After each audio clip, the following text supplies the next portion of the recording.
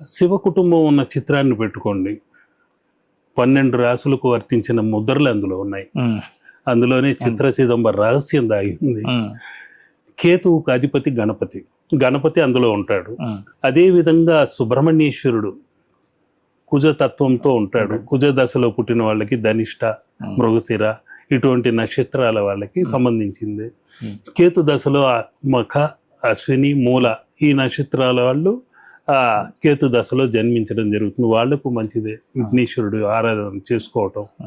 ఇవి కాకుండా ఆరుద్ర నక్షత్రంలో పుట్టిన వారికి శివుడు అక్కడ ఉన్నాడు, అమ్మవారు ఉన్నారు. మఖా నక్షత్రము, ఉత్తర నక్షత్రము ఇవన్నీ అమ్మవారికి సంబంధించినవి. అక్కడ ఇంకొక ముఖ్యమైన పరమార్థం దాగింది. అక్కడే పరస్పర విరుద్ధం ఉన్న జంతు వర్గము అక్కడ వాహనాలుగా ఉన్నాయి. వృషభము, సింహము. అమ్మవారి వాహనం సింహము, అయ్యవారి వాహనము వృషభము.